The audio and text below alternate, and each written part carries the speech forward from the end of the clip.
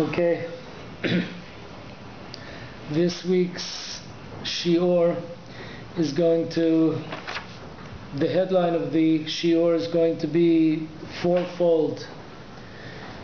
On one end we're going to have, it's 101, class in 101, the essence of the Arabs, the essence of Ishmael. Number 2, the Arabs being used by Hashem as punishment for our misdeeds. Number 3, we're in a situation where we're being tested if we're going to have belief, have faith in Hashem, and to toss out the Arabs, just like Abraham had a tremendous test whether he was going to get rid of Hagar and Ishmael. 4th subject matter is going to be how we the Jews, or we part of the Jews, the Arab Rav actually, how we are encouraging the Arabs and the Ishmaelim to act against us. So that's what we're going to deal with here, and God willing, we'll try to hit all these points, and they're very important points. Each one very, very important. Okay, so let's first start out with the essence of who we're dealing with here. To understand, okay, last week we started it talking about the characteristic traits of, one hand, a righteous servant like Eliezer, who brought himself up out of his curse. On the other hand, we have Hagar, we have Ishmael. We saw that they're not willing to take a second seat to Am Yisrael. Not only that, they have no appreciation for all that was done to them, for all that Sarah did for Hagar. Not only was it not appreciated, but she was backstabbed. So we see the same points coming up again with the Arab population here. Today we're going to get more in depth about exactly who we're dealing with here. Okay, let's hit it. The Maharal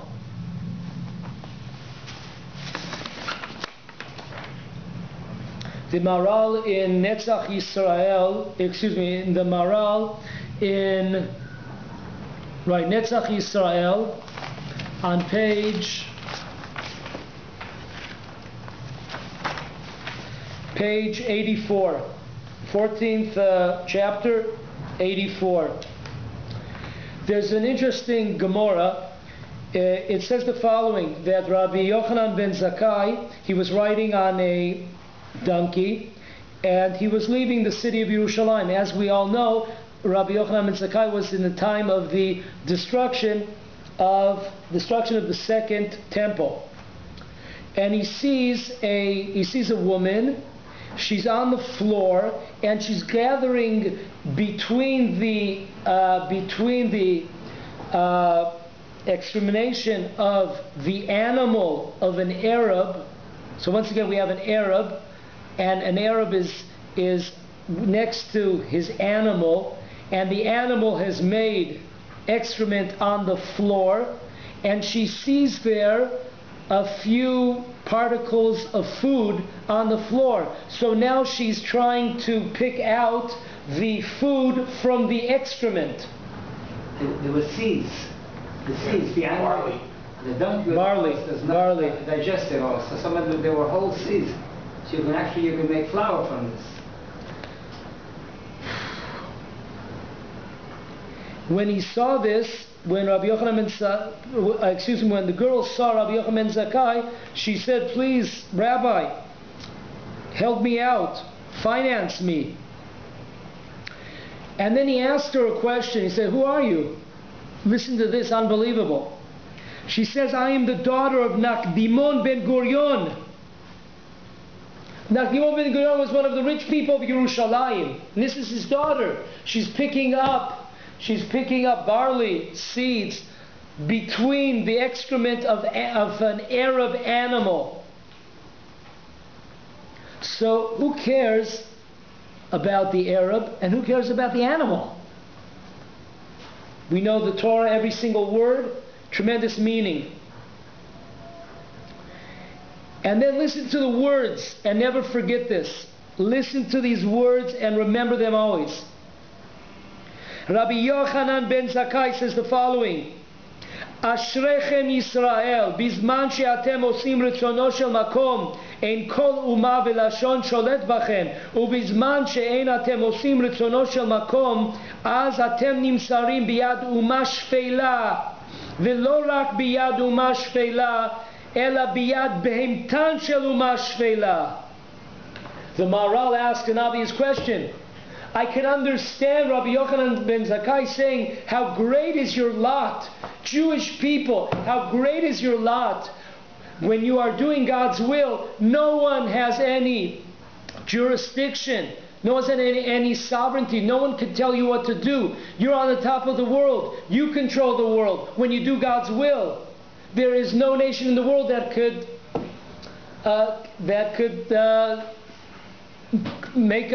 bring us into exile. No one could do anything to the Jewish people. We are the rulers. But what does it mean?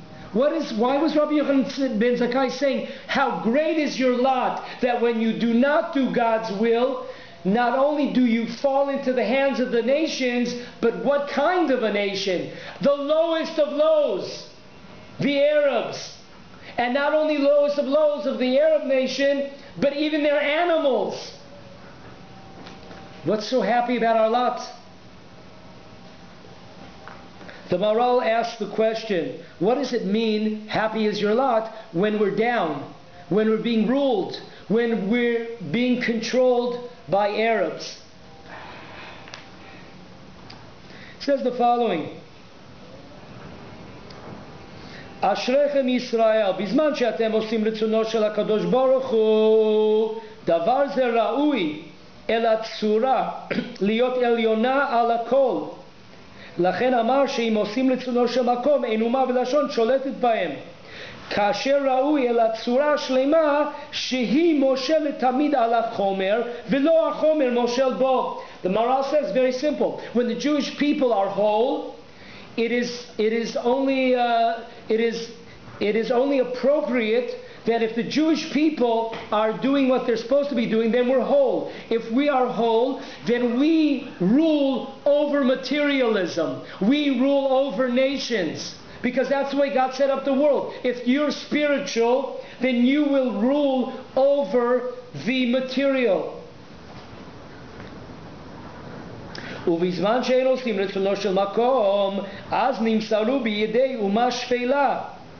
כי מה שהם אומה שפלה מורה על שהוא יותר חומרית, שאין ספק כי השפלות מורה על חומריות, שהחומר הוא שפל, ולא עוד ביד בהמתם של אומה שפלה, שאין ספק כי בהימות של אומה שפלה עוד יותר חומרית. The Maharal says, what does it mean?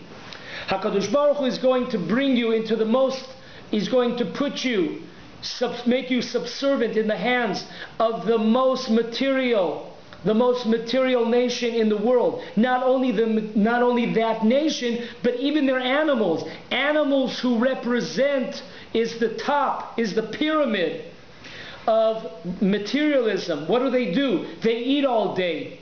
What do? They care about themselves. What do? They reproduce to one, another, to 2, 3, 4, 5. It doesn't matter to them.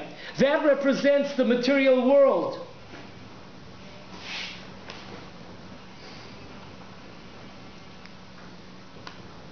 כאשר תדע מעניין הערבים האלו שאין אומה יותר פחותה כמו אלו.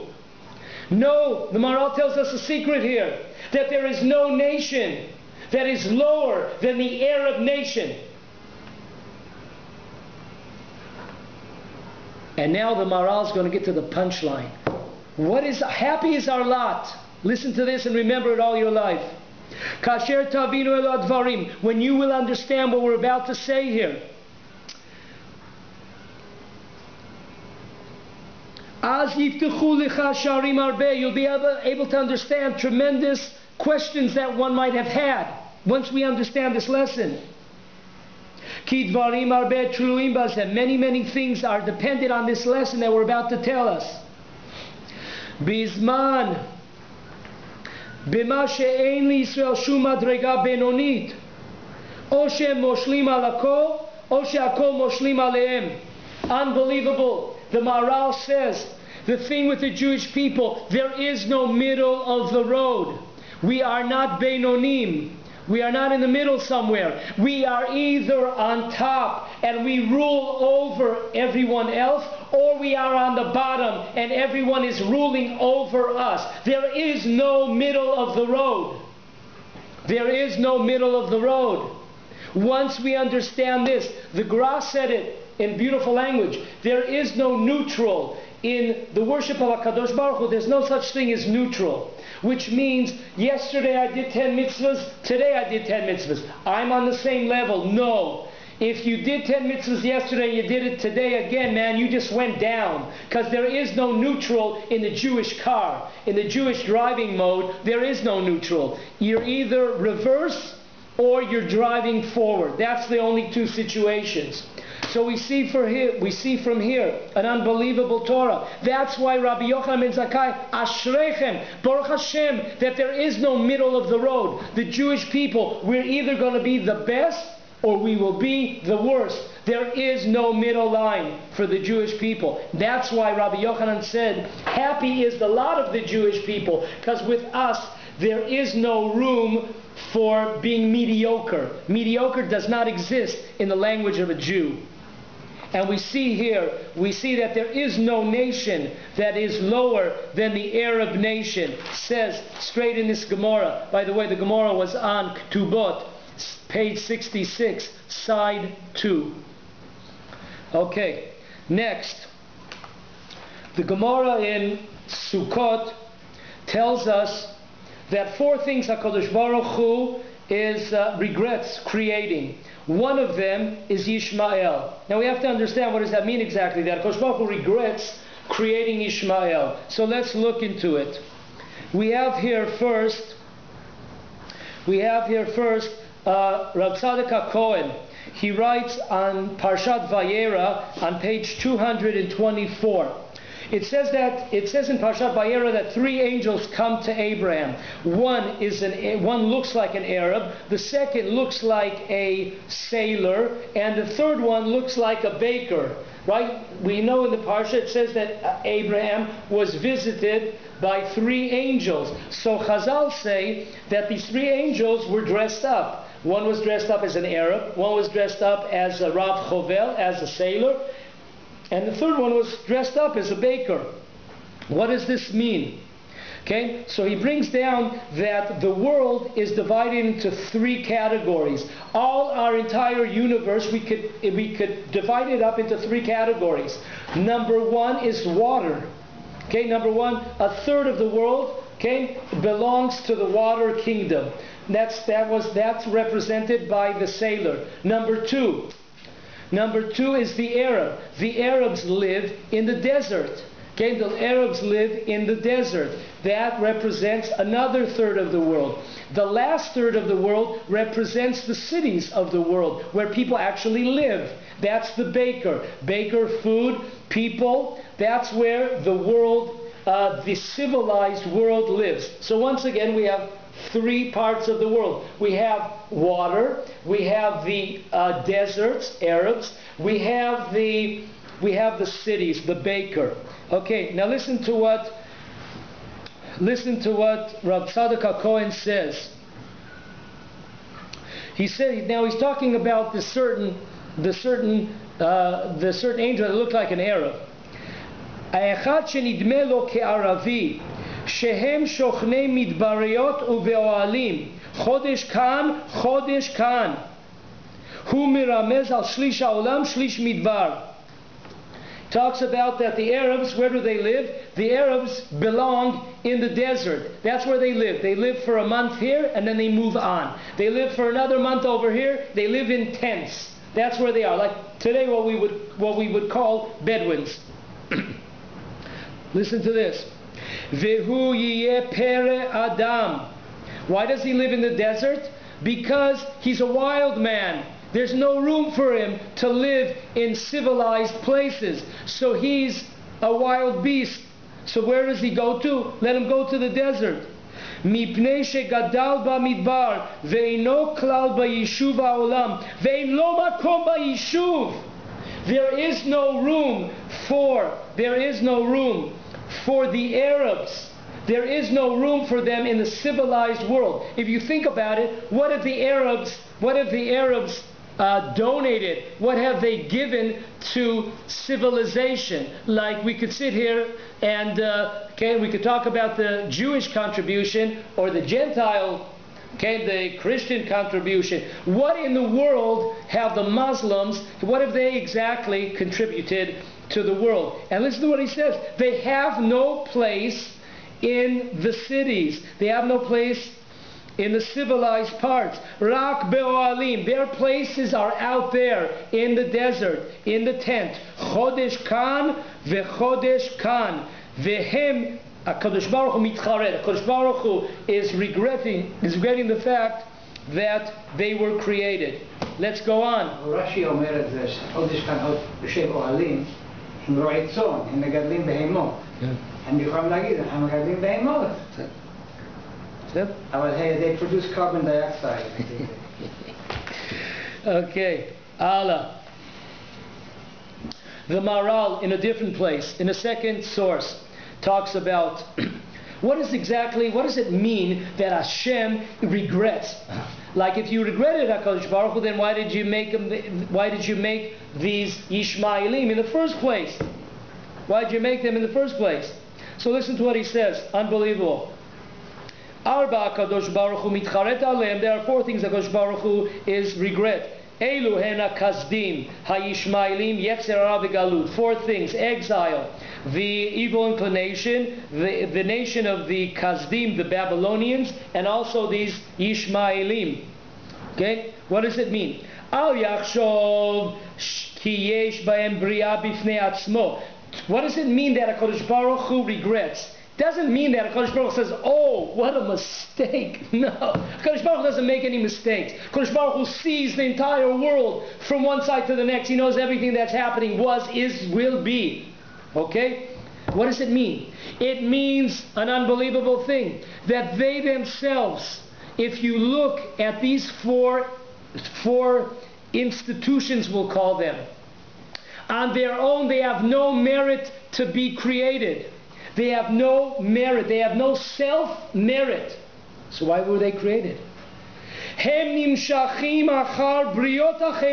The only reason they were created was in order to deal with other people.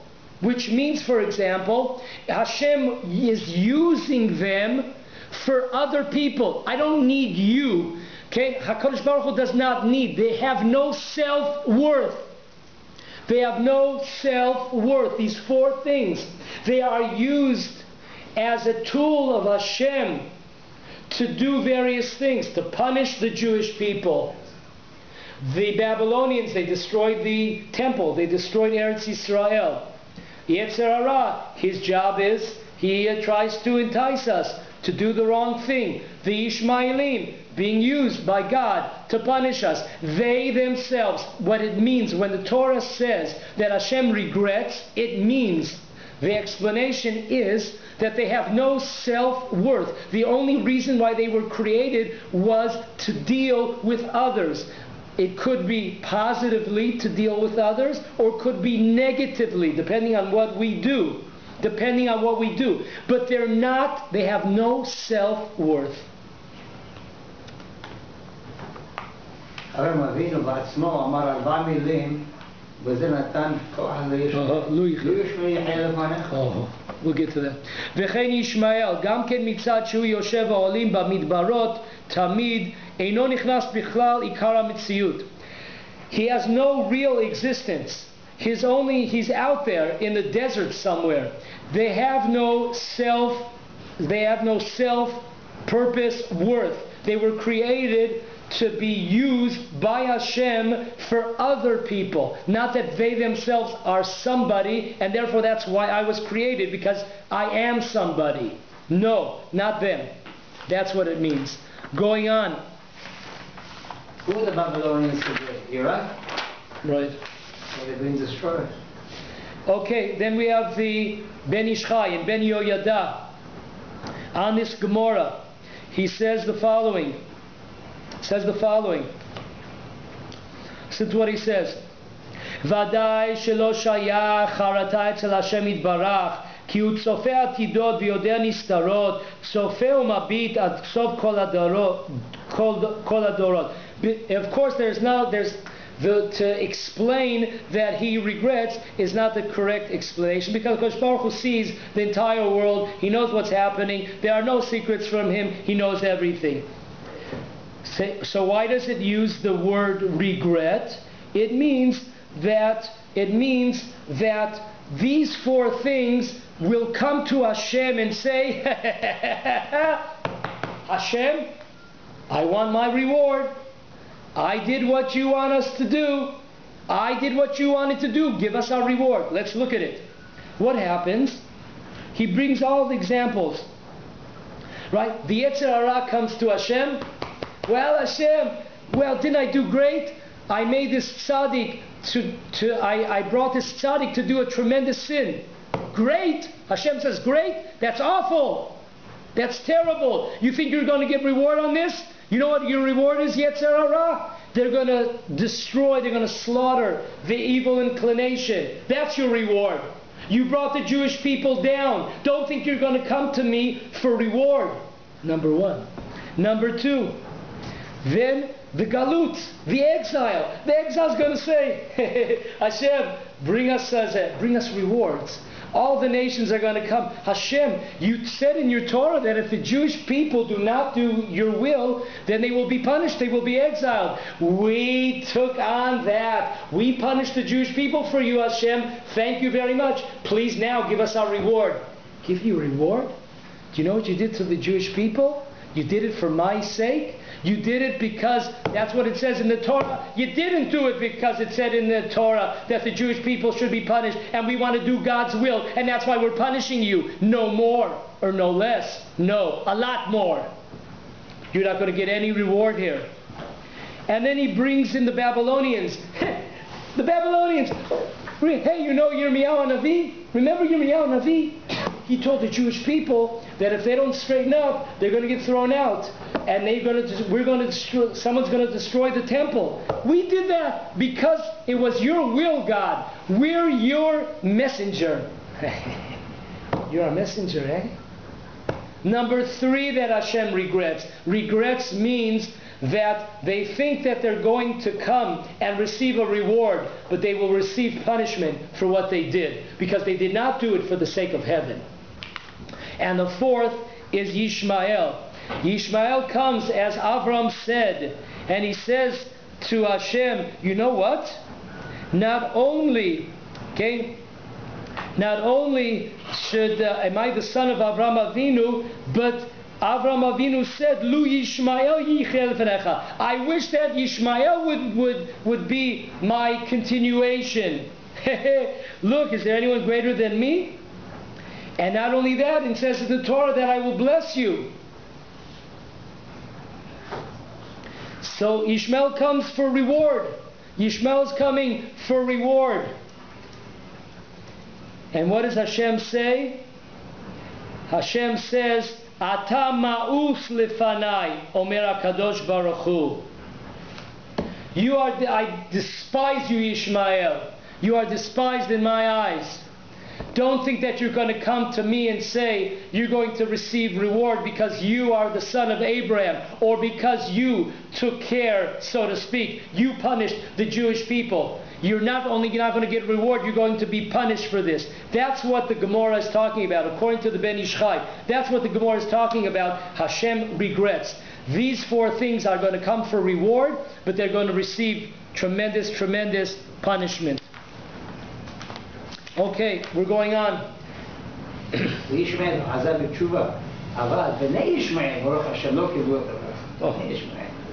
Okay, and we're going on.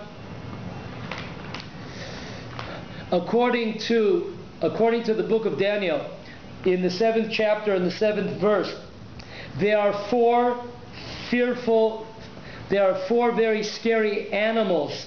And the 4th one, according to majority of opinion, is the animal called the kingdom of Yishmael, which we are, okay, unfortunately, we're in the last one. We're in the last swing of things here. They are the last barrier before the final redemption. And this animal was the most frightful one of all. This is the most fearful one of all. The way that I look at it is that they are so much in our midst. They are everywhere. Everywhere you go. I was 2 days I was up north, and a guy comes up to me on the Kinneret, on the Sea of the Galilee. He comes up to me, 76-year-old man. He's working. I said, "What are you doing? 76, still working?" I said, "No, I work." He told me such a line that it's still ringing in my ears. He said, "You know what? Jews only care about money." I said, "What do you mean? God forbid." "No, I'm telling you the truth." He says, "In every city, the Arabs are coming and they're putting down more money for houses, putting more money down for businesses. And Jews, because of money, are willing to give it to the Arabs. And so they're moving in to the cities, to Jerusalem." And he keeps on going on. What a calamity to hear such a thing. They're in us. They're working in our hotels. And then they come and they blow us away on the street. They're working in restaurants nearby. They're working in cleanup. They're working all over the place in stores. They're all over the place. You go on a bus, they're there. They're without. This is a tremendous. They're right. There's almost nothing that we could do. They're right. It's a breath of fresh air. You come out to a settlement. It's the last hold. It's the last fort. Here, everyone is there. Everyone here is from the tribe. But you go out to the cities. They're taking over. They're within us. They're within everything that we do. You go to the hospitals, they're there. You have a surgery, they're there. They're all over the place. Maybe it's a message from Hashem to get out of the city. I didn't see an Arab 3 hours in the field. Okay, so once again, we're in the 4th, the most fierce animal, which represents the kingdom of Yishmael. Okay. Next. It says in the portion of the week of Balak, a tremendous prophecy. It says, "Oy mi yichyeh nisamoel." Woe is the person that will live in a certain period of time. What do Chazal say? Which period of time are we saying, "Oh my God"? And it says in Chazal, our rabbis teach us, "Oy mi sheyichyeh b'malchut Yishmael." Woe is the one, a person, that will live in the time that Ishmael will be around, in the kingdom of Ishmael. Woe is the person. A tremendous prophecy in the portion of Balak, where at the end they talk about prophecies that will happen in the future. Next, we keep on going on over here. It says the following. Why is his name Yishmael? Yishmael is in the future tense. It should have been Shmaya. His name should have been Shmaya. Shamael. What is it Yishmael in the future? Pirkei de Rav Eliezer writes in the 32nd perek. Pirkei de Rav Eliezer. He says the following. Listen to the words. Listen to the words that he says. That the reason why he's called Atid HaKadosh Baruch Hu Lishmoa Na'akat Am Mima She'atidin B'nei Yishmael Lasot L'Yisrael B'Achrit HaYamim. In the days before the coming of the Mashiach, HaKadosh Baruch Hu, the Arabs, the Ishmaelim, will force us to cry out to HaKadosh Baruch Hu. You turn on the news. Okay, for those who have a lot of courage, I can't take it. I don't listen. Okay, but people come up to me, unfortunately, and they tell me. But it says in the Gemara in Masechet Sanhedrin that when the when trouble becomes like a flowing river. Every second there's new water. Okay, you look at a river, every second the water is changing. When you see such a thing, know that the Mashiach is right around the corner. You turn on, you think you heard it all. You heard it all because they stabbed a woman. You think you heard it all because they killed a baby. You think you heard it all because they shot a rabbi. You think you heard it all, and then the next hour, and the next hour, and it keeps on going. And if you think about it, when a woman is about to give birth, so it doesn't happen in 1 second. It's a process, and the pains get more and more and more. But that's a sign that we're coming closer. That should be our nechama here, that our consolence here, that as the pains get greater and greater and greater, we know that we are closer and closer. But that doesn't mean we see that they are forcing us to cry out to Hashem, please Hashem, save us from this Yishmael, save us from these Arabs. That's why his name, thousands of years ago, think about it, his name was called for our times, 4,000 years later. HaKadosh Baruch Hu says Yishmael in the future tense. When is that? In our times. That's what it says in Pirkei de Rabbi Eliezer. The last part of the name Yishmael, I discovered right before Shana. Yishmael. You don't hear the aleph. In other words, Shem Hashem is not in the name Yishmael like Yisrael. Aleph Lamed. Yishmael. Ayin Lamed. Ha'amira. Lo ktiva. Okay, now we're going on over here.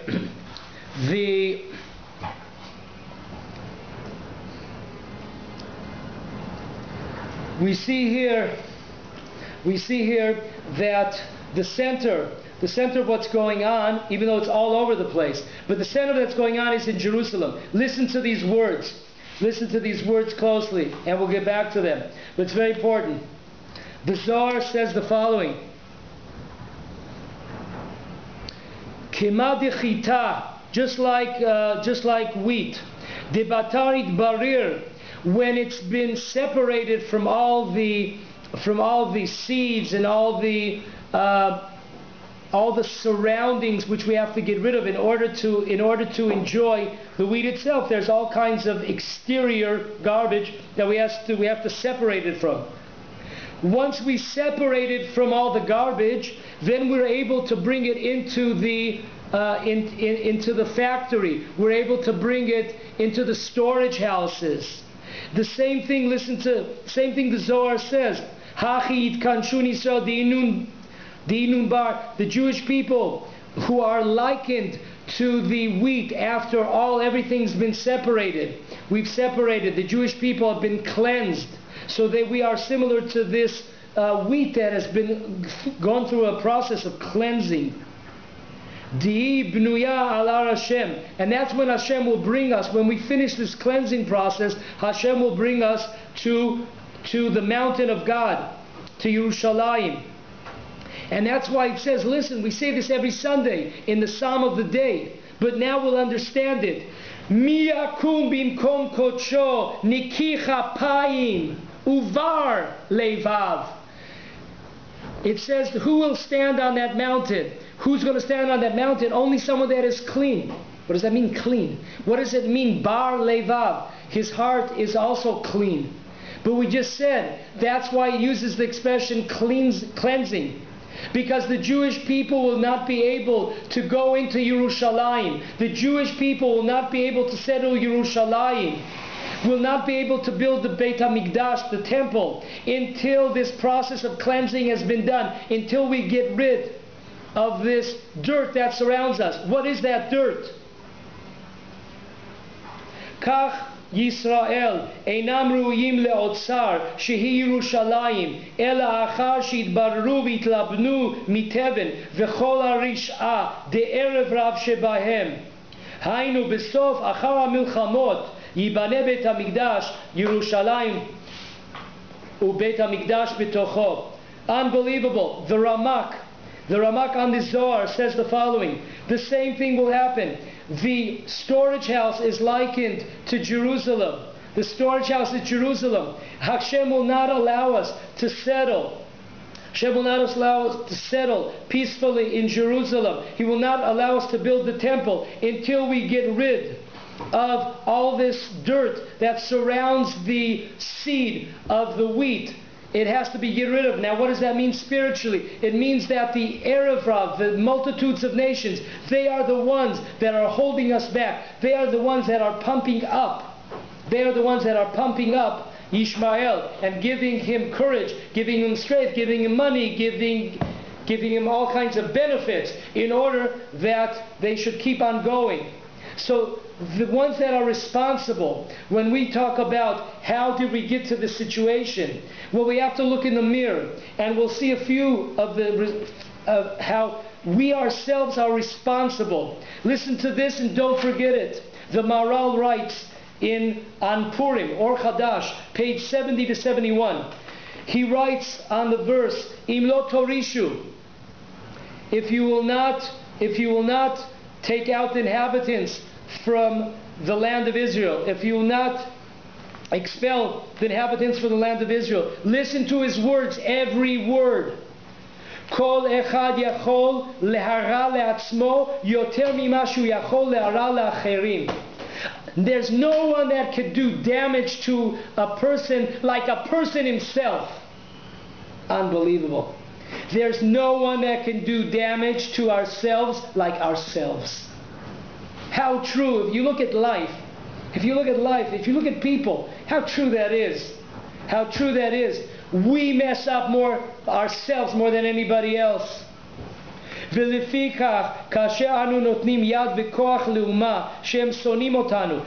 to the words. It's like a prophecy of the Maharal. Unbelievable.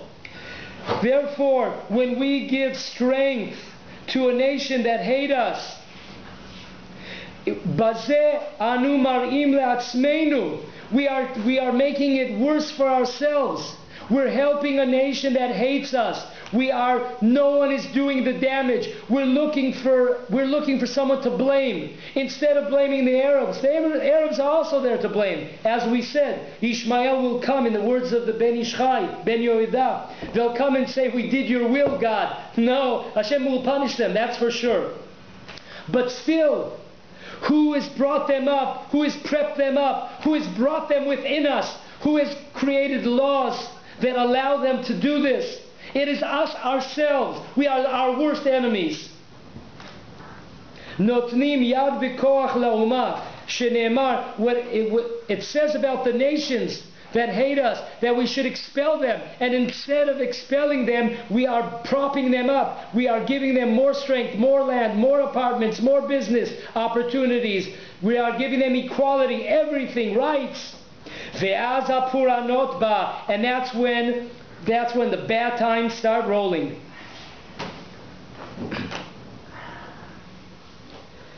Listen to what he says. This Ra min Yisrael be'atzmam hu gadol me'od.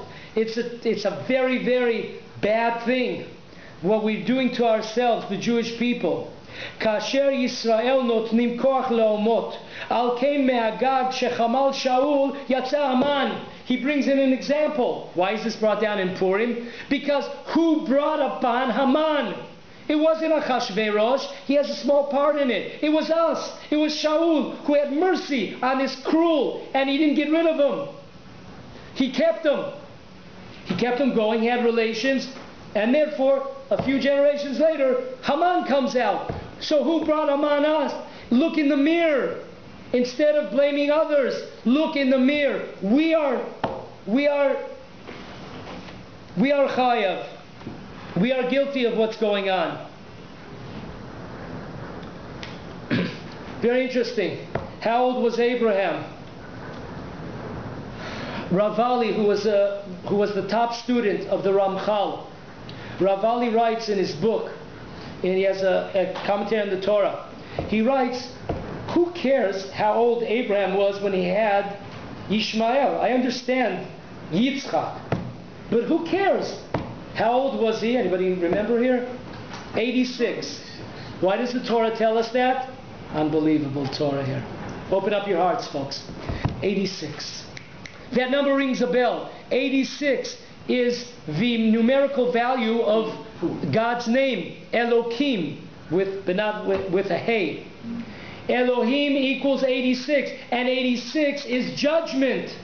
When you see that name in the Torah, it means that God is here, God is upset, God is bringing judgment, He's bringing all kinds of afflictions to people. It uses the name Elohim. So therefore Rav Vali is saying this unbelievable Torah.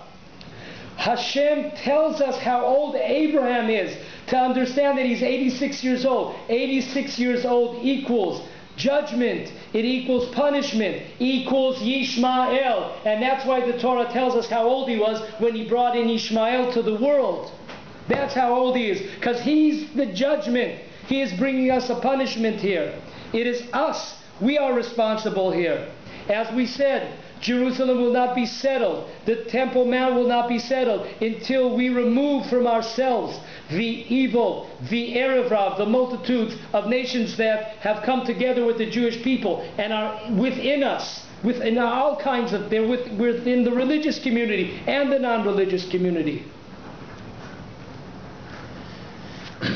Okay, we have talking about people that are giving the other side, the Arab side, the Ishmael side, they're giving them straight. Let's look at a few of them. Let's look at a few of them. We're going to start actually from an unbelievable Torah. Listen to these words and don't forget them either. The Zohar Kadosh writes in the portion of the week of Va'era on the 32nd page. Very interesting. We said in Pirkei de Rabbi Eliezer, it talks about in length about Yishmael. Talks about what they're going to do. So the same page, it was chapter 32, and here it's page 32. Easy to remember, Lev, the heart. Listen to the words of Rabbi Shimon Bar Yochai. Listen to the words of the Zohar as if they were said today. Hold on here.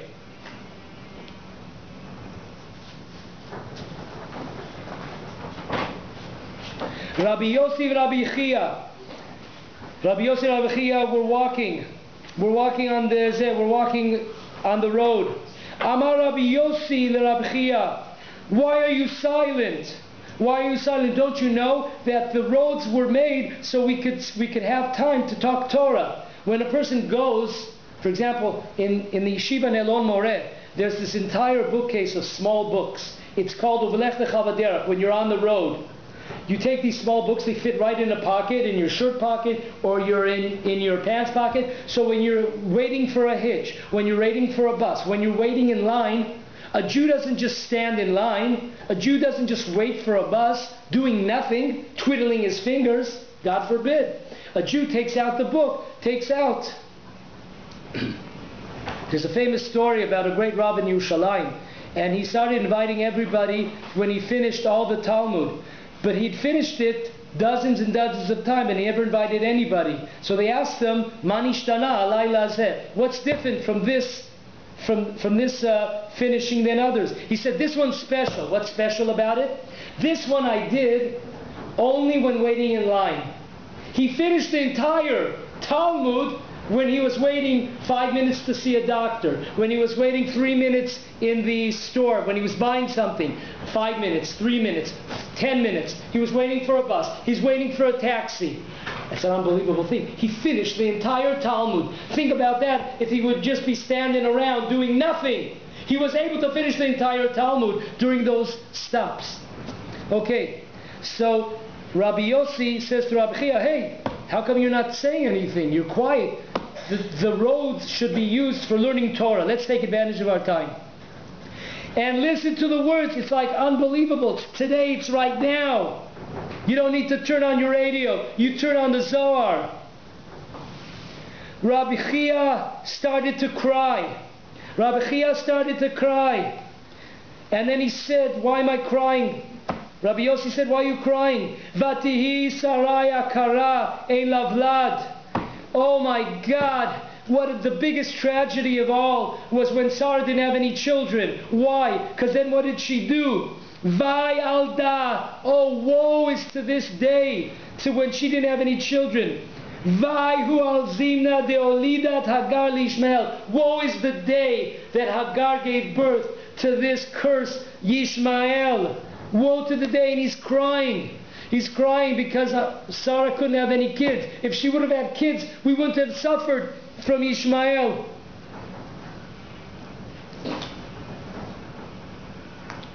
Says Rabbi Yossi is trying to calm him down. Rabbi Chia, calm down. He says, look at the bright side of it. Look at the bright side of it. See, there was also from the fact that Avram and Sarah were married. Afterwards came Yitzchak. Why don't you concentrate on Yitzchak? Don't look at the bad. Look at Yitzchak. And listen to what Rabbi Chia says. He says, you look at Yitzchak, I'm looking at Ishmael. You can't put your head in the sand. Can't put your head in the sand. And this is, listen to the words. Rabbi Chia says, I heard this from the mouth of Rabbi Shimon Bar Yochai. And Rabbi Shimon Bar Yochai, after the Kotel, is the #1 tourist site in all of Israel. Rabbi Shimon Miron. Listen to what Rabbi Shimon Bar Yochai says. Vai alahu zimna. De begin de Sarah itakav. Vatomer Sarai el Avram. Bona al shivchati. Ve'alda kaima shata le'agar le'mirat le'sara gvirta. Ve'avalei bara me'avram. Woe to that day, Rabbi Shimon Bar Yochai. Woe to that hour that Sarah brought in Hagar, and from Hagar comes Ishmael. And Ishmael is within us. Idbak Avraham b'Ishmael. Avraham loved Ishmael. And listen to this. It goes on. Rabbi Chia goes on, he says, listen, for 400 years, the angels of Ishmael came and pleaded to HaKadosh Baruch Hu, we want to be part of your holy name. 400 years. The commentator on the Zohar says the following, we don't know what this means, the 400 years. We don't know what it means. According to my humble opinion, we do know what it means.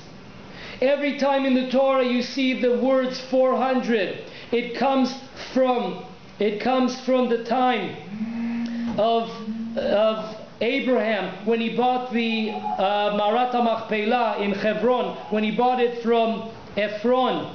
And he bought it, if you look at the numerical value of the word, Ayin, okay, Ayin Ara, it comes out to 400.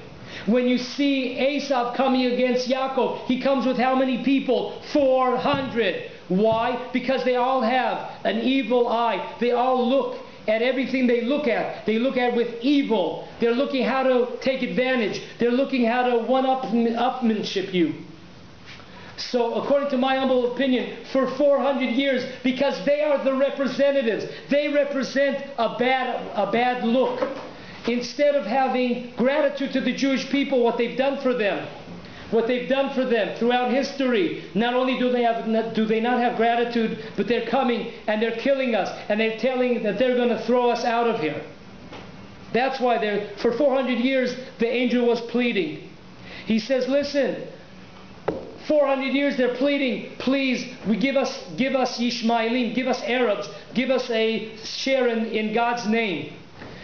Hashem says, why should I give you a share? They said, well, look, Ishmael also had a circumcision. That's true, but he didn't circumcise at the right time. He was 13. You're supposed to do it in 8. Also, he did it differently than the Jewish people. There's the process of the circumcision. It wasn't done that way by Ishmael.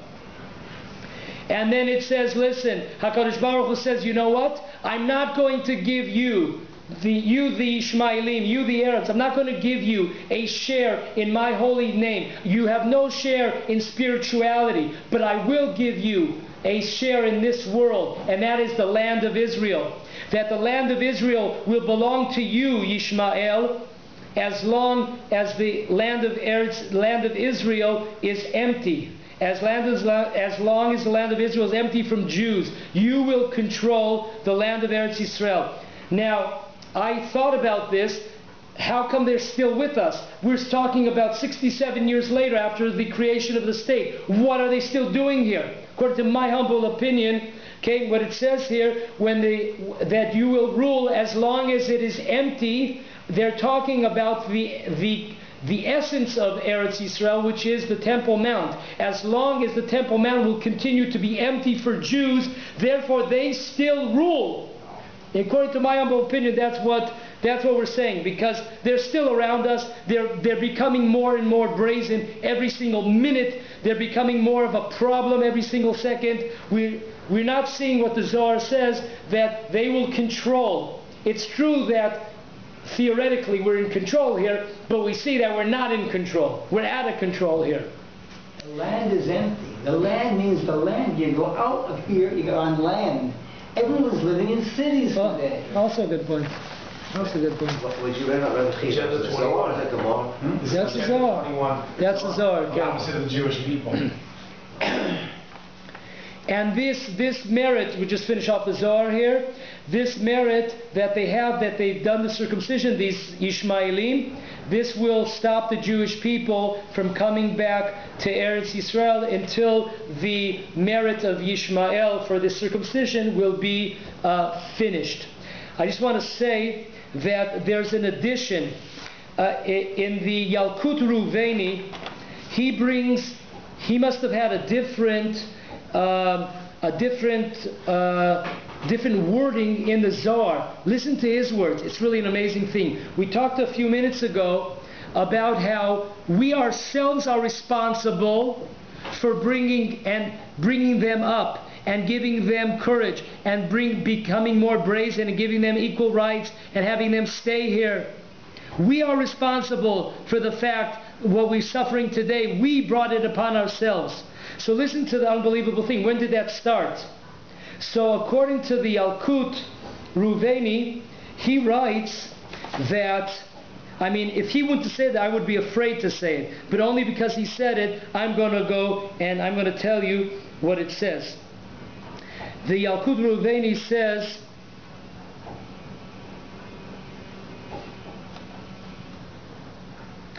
he brings down the whole Zohar, but he adds these words, V'zeh garam mechamat Sarah she'amra bona el shivchati uba Hagar ve'olid Ishmael. It's an unbelievable thing. I'm surprised everyone's still sitting here. Once again, I wouldn't have the courage to say such a thing. But it looks like the Yalkut Ruveni, when he saw the Zohar in the print that he saw it, it says that who's responsible? It was Sarah, because if Sarah would not have brought Hagar into the family of Abraham, then we would not have suffered from Ishmael. So think about it. What we've said all along is that we are responsible for our suffering because we allow them to remain here. We do not toss them out. We give them encouragement. We give them rights. We give them voting.